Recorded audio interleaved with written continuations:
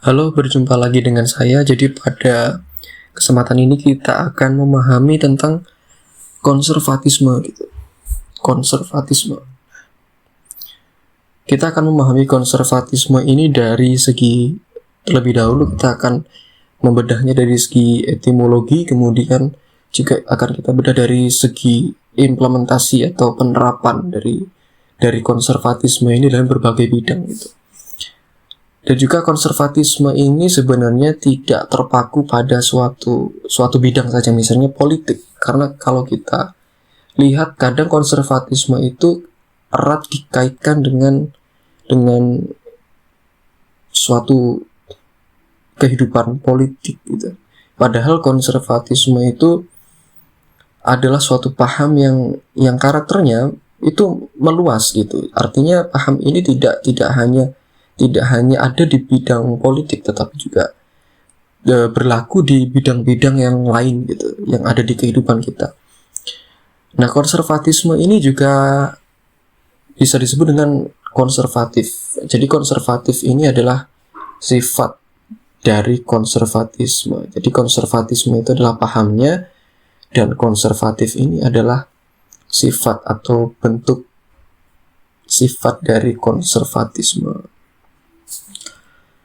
Kita akan melihat dulu dari segi etimologinya. Konservatisme atau konservatif ini sebenarnya berasal dari kata conservare atau dari bahasa Latin conservare yang bermakna melestarikan, menjaga, dan juga mempertahankan gitu kan.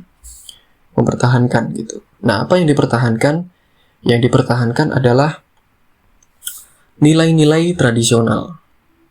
Nilai-nilai tradisional. Nilai-nilai tradisional yang berkembang pada komunitas mereka yang menganut konservatisme ini. Jadi mereka yang menganut paham, bukan menganut sebenarnya, mereka yang memiliki paham konservatisme ini, karakternya adalah mereka berusaha melestarikan, menjaga, dan juga mempertahankan nilai-nilai tradisional yang sudah berkembang di komunitas mereka. Karena mereka berusaha untuk mempertahankan nilai-nilai yang ada, nilai-nilai tradisional yang sudah berkembang di komunitas mereka, maka kecenderungan mereka kalau dari segi bahasa yang lebih gamblang atau lebih kasar itu bisa juga disebut pemikiran yang kuno gitu. Konservatisme itu bisa disebut sebagai pemikiran yang kuno atau kolot gitu ya, cenderung bersifat tertutup, mengikat, dan juga tertutup. Mengikat dalam artian paham konservatisme yang sudah berkembang pada suatu komunitas itu mengikat komunitas tersebut untuk memiliki pemahaman konservatisme yang kuat dan berusaha tertutup dari perkembangan teknologi, perkembangan zaman, dan juga kehidupan modern gitu kan. Jadi sifatnya mengikat dan juga tertutup gitu kan. Mengikat bagi komunitas yang menganut konservatisme, dan juga tertutup untuk masuknya perkembangan dan juga budaya yang berasal dari luar atau budaya yang modern gitu, budaya baru. Nah, kita dapat melihat contoh konservatisme ini dari misalnya kalau kita lihat di suku pedalaman gitu kan. Suku pedalaman yang saya maksudkan di sini adalah suku yang benar-benar hidup di tengah hutan gitu. Karena di Indonesia kan masih banyak suku-suku pedalaman yang hidup di hutan. Nah, suku pedalaman ini dapat kita pandang sebagai komunitas yang menganut paham konservatisme atau konservatif, karena mereka punya paham bahwa apa yang sudah berkembang di komunitas mereka atau nilai-nilai tradisional, nilai-nilai yang sudah ada di kehidupan mereka secara turun-temurun itu tidak boleh mendapatkan asimilasi, atau tidak boleh mendapatkan perlawanan, atau tidak boleh beradu dengan nilai-nilai baru atau nilai-nilai yang modern atau kehidupan modern gitu kan. Karena kalau kita lihat memang orang-orang yang berada di suku pedalaman ini cenderung mereka tidak mau menerima kehidupan modern, mereka tidak terbuka dengan kehidupan modern gitu kan, dari berbagai segi gitu, dari segi gaya hidup, dari segi misalnya kehidupan sehari-hari. Kalau kita lihat dari strukturnya pun sangat tradisional gitu kan, struktur komunitasnya sangat tradisional gitu, dan juga kehidupannya sangat tradisional gitu. Dan mereka pasti akan selalu menolak kehidupan atau budaya modern yang ada selama ini. Makanya mereka sangat tertutup. Nah, ini adalah salah satu contoh paham konservatif ya, yang dapat kita lihat atau dapat kita lihat secara gampang gitu ya, bahwa contoh gampang dari paham konservatif ini adalah yaitu suku-suku pedalaman yang masih menanamkan atau mempertahankan nilai-nilai tradisional yang ada di komunitas mereka gitu. Nah, kemudian karena karakteristik konservatisme ini adalah tertutup dan cenderung mengikat, maka konservatisme ini juga bersifat stagnan atau tidak berkembang, dan juga mungkin bisa juga disebut dengan statis gitu, tidak bergerak, tidak berubah gitu. Jadi dari zaman dulu kehidupan masyarakat di pedalaman ya begitu-begitu saja gitu, dari 100 tahun yang lalu, dari 200 tahun yang lalu, kehidupan mereka juga ya memang seperti itu, tidak ada yang berubah karena mereka berusaha mempertahankan nilai tradisional gitu. Mereka nggak mau membuka diri dari paham-paham modern atau kehidupan modern gitu kan. Tentu hal ini sangat berbeda jauh dengan kondisi masyarakat modern yang terbuka dengan pemikiran atau kehidupan modern atau teknologi terbaru gitu kan. Kehidupan kita sebagai orang modern ini selalu dinamis atau selalu bergerak gitu, selalu berubah gitu. Kehidupan kita dengan kehidupan orang modern pada zaman tahun 1930-an tentu berbeda jauh. Nah, ini salah satu contoh bentuk perubahan yang ada karena sifat kita sebagai masyarakat yang modern. Tetapi mereka masyarakat yang menganut paham konservatisme, dalam ini konteksnya adalah suku pedalaman, itu cenderung mereka tidak mau berkembang atau tidak memiliki daya untuk berkembang karena mereka tidak mau terbuka dengan kehidupan modern atau perkembangan zaman gitu kan. Nah, tetapi sebenarnya konservatif itu tidak mengacu pada satu bidang saja gitu, tidak ada pada satu bidang saja, bidang masyarakat misalnya, melainkan sifat konservatif ini juga ada di beberapa bidang gitu. Tentu dari segi politik juga ada paham konservatisme ini. Dari sisi agama juga ada paham konservatisme ini. Atau dari segi sosial tentu. Sebenarnya juga masih banyak lagi bidang-bidang yang menganut atau bidang-bidang yang memiliki paham konservatisme ini. Kalau kita bicara penerapan konservatisme ini, bukan berarti politik itu selalu konservatif, agama itu selalu konservatif, dan juga sosial itu terlalu konservatif, tidak. Tetapi di dalam politik itu ada karakter konservatif. Di dalam agama juga ada karakter konservatif. Tentu juga di dalam bidang sosial itu juga banyak terjadi implementasi paham konservatif ini. Lalu kita akan coba membedah konservatisme ini dari 3 sektor ini dulu, politik, agama, dan juga sosial, karena 3 sektor ini adalah sektor yang sangat bisa kita rasakan sehari-hari gitu, dan juga sektor yang paling penting di dalam kehidupan manusia. Dari segi politik, dari segi politik itu terjadi juga suatu paham konservatisme, atau ada pemahaman di bidang politik yang menganut paham konservatisme atau konservatif ini. Saya ambil contoh misalnya suatu ideologi yang pernah berkembang di masanya, yaitu ideologi fasisme.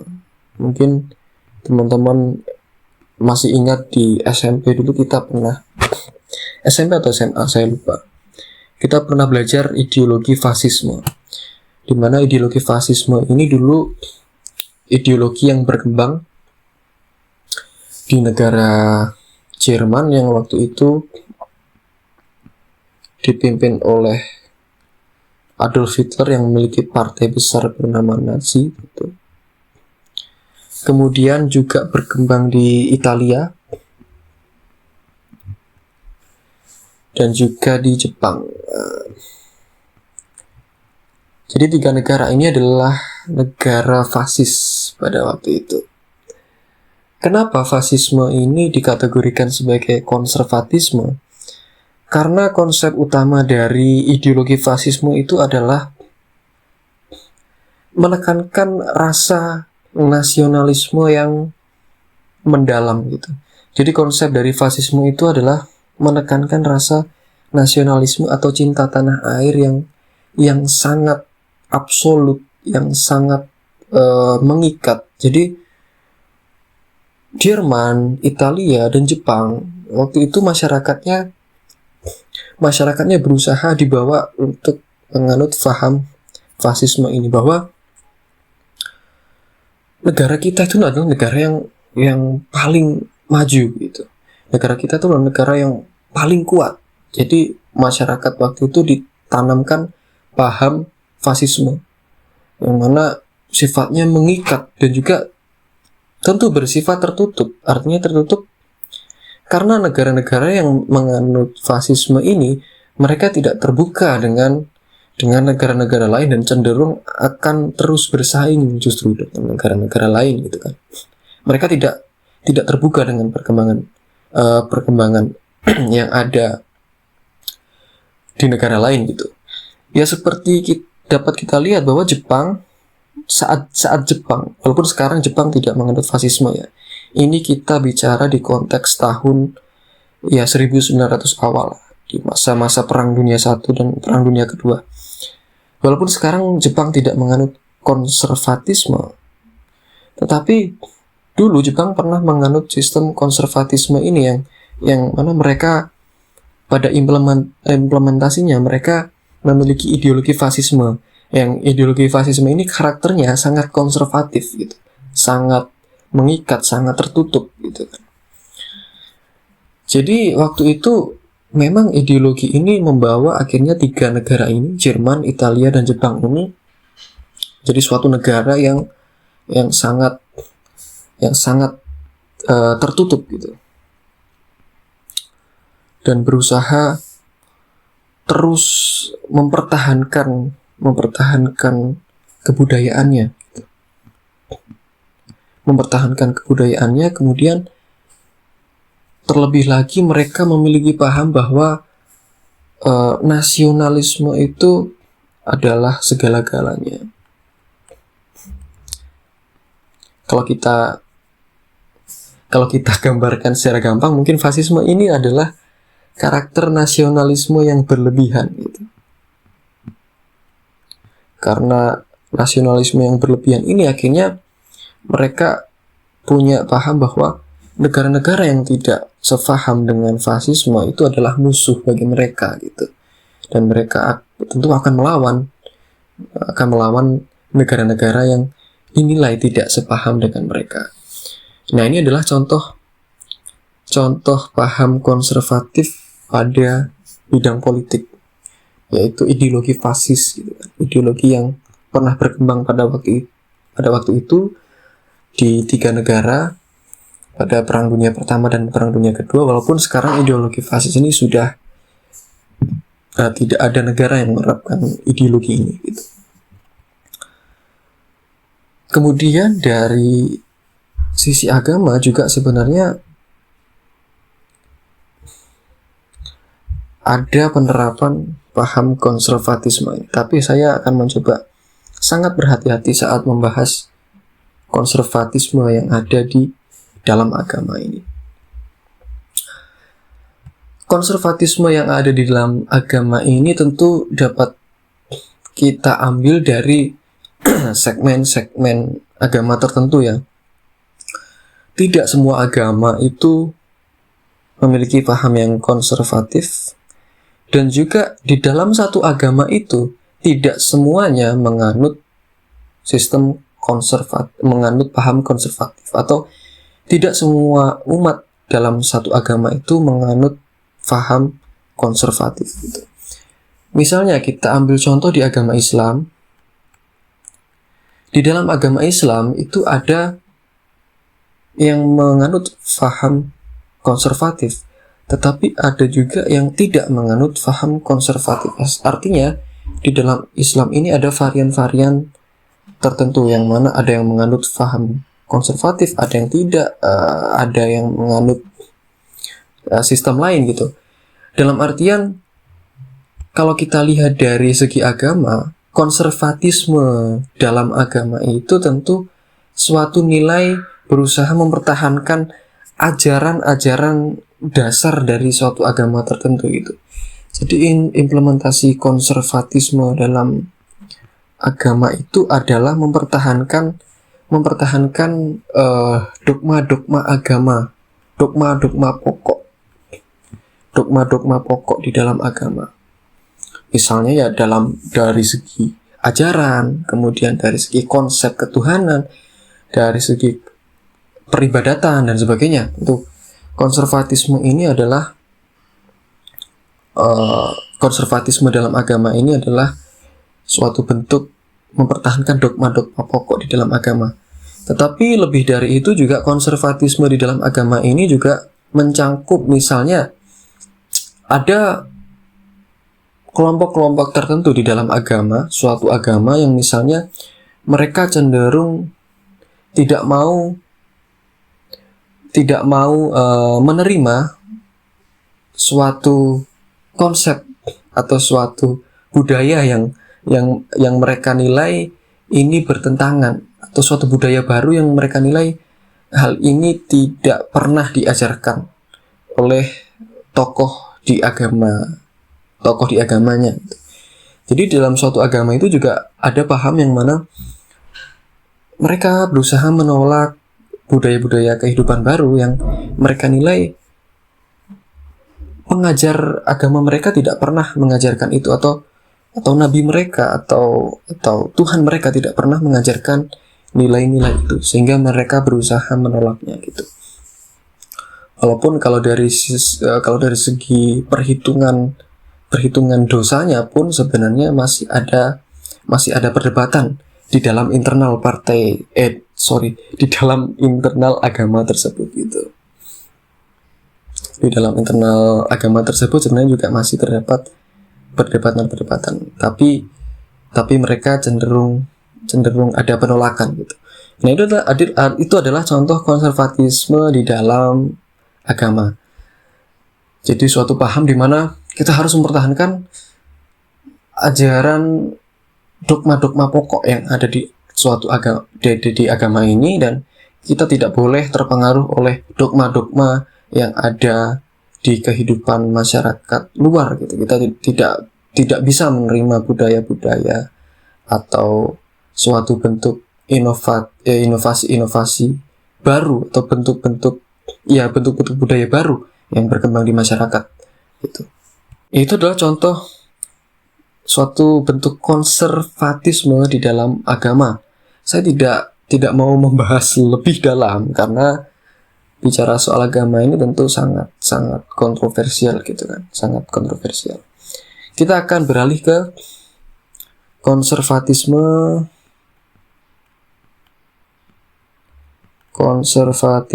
dari segi sosial. Ya,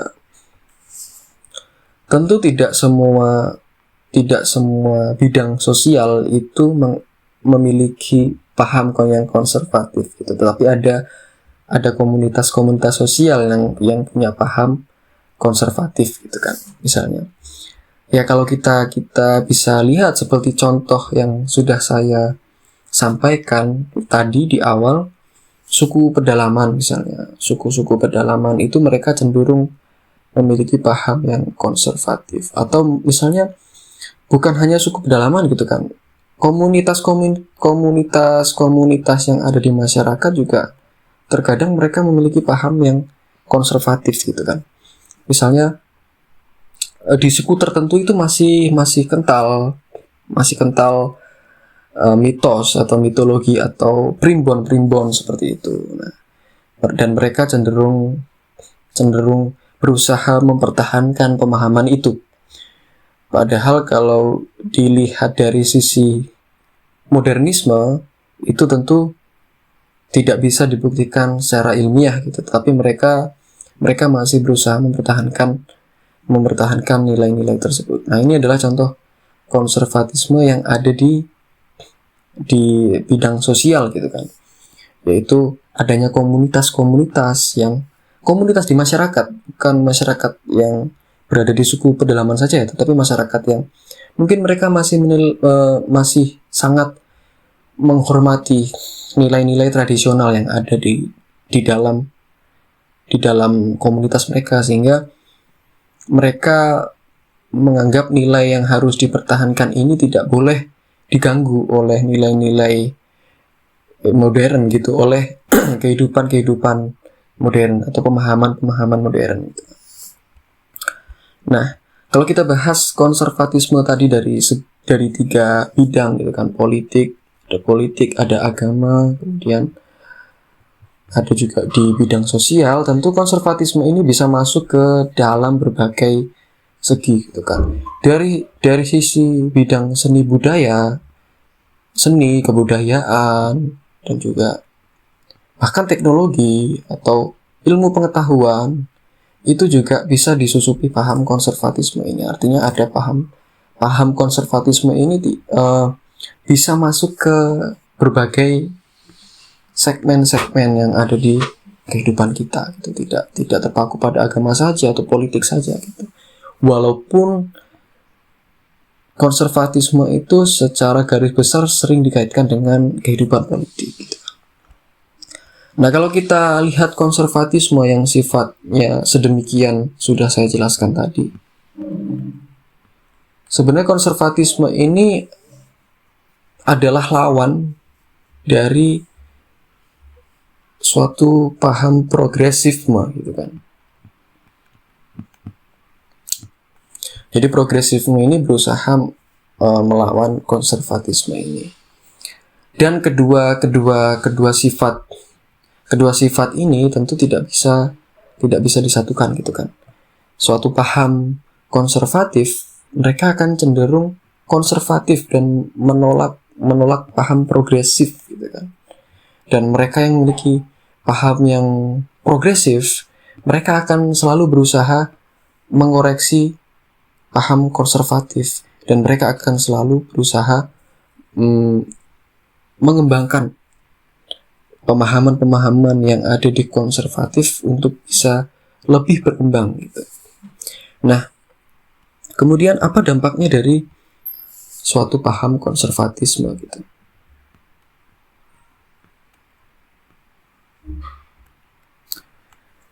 Tentu banyak dampak yang ditimbulkan dari paham konservatisme ini. Nah, salah satu contohnya adalah kita ingat di abad ke-14 itu biasa disebut dengan abad ke-8 gitu kan. Abad ke-8 di mana ilmu pengetahuan itu tidak bisa berkembang atau cenderung stagnan gitu kan. Artinya ilmu pengetahuan itu berusaha tidak diizinkan untuk berkembang gitu. Nah, salah satu penyebabnya ilmu pengetahuan yang tidak berkembang atau stagnan gitu kan. Salah satu penyebabnya adalah paham konservatisme yang pada waktu itu di Eropa memang terjadi dominasi yang sangat kuat dari pihak yang menganut paham konservatisme ini gitu kan.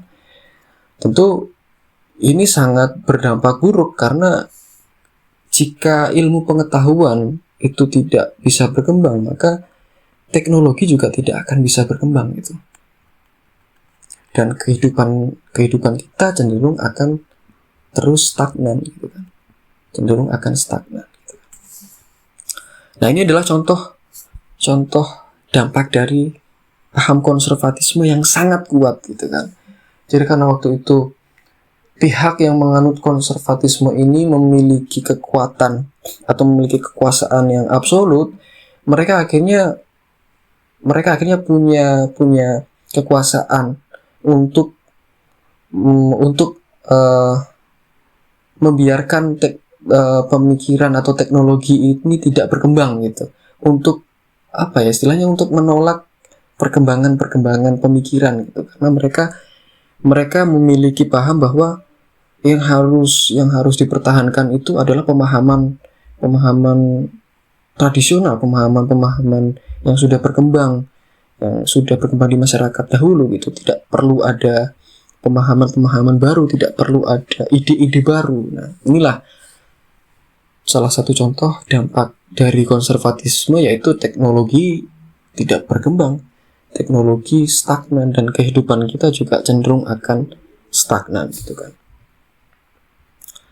Nah, ini adalah suatu problem kalau misalnya konservatisme ini terus dibiarkan berkembang gitu. Tetapi bukan berarti konservatisme itu buruk gitu kan. Karena tidak ada yang salah di dalam sebuah paham gitu. Kita tidak bisa menyalahkan suatu paham gitu kan. Konservatif itu sah-sah saja sebenarnya.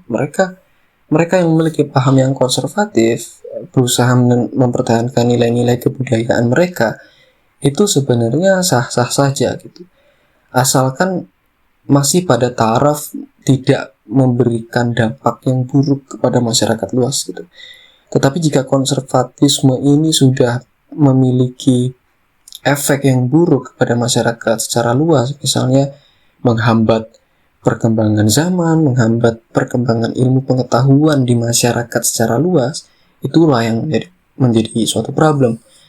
Kalau karakter konservatif ini dipertahankan pada suatu komunitas tertentu, dan mereka berusaha mempertahankannya pada lingkup komunitasnya gitu kan, saya rasa itu tidak menjadi suatu masalah, karena itu hak mereka untuk mempertahankan kebudayaannya, hak mereka untuk mempertahankan pemahamannya, hak mereka untuk menolak pemahaman baru dan juga ide-ide modern. Tetapi jika pemahaman mereka ini sudah bisa mempengaruhi masyarakat secara luas, yang akhirnya berpengaruh pada perkembangan teknologi, perkembangan ilmu pengetahuan seperti yang terjadi di Eropa pada abad ke-14 itu, tentu ini yang akan menjadi masalah gitu. Tetapi selama mereka menganut paham konservatisme ini pada lingkup yang semestinya dan tidak berdampak buruk pada masyarakat luas atau masyarakat dunia secara umum, tentu tidak akan menjadi masalah. Karena konservatisme ini juga suatu paham yang tidak bisa kita salahkan atau tidak bisa kita benarkan. Tentu ada sisi positif dan juga negatifnya gitu. Artinya ini adalah suatu paham yang harus dihormati dan juga harus diberikan hak-hak mereka yang memiliki paham konservatif ini. Ya, itu saja mungkin penyampaian dari saya. Sudah cukup panjang videonya. Mungkin kalau perlu ada pembahasan, saya akan lanjutkan. Sampai jumpa.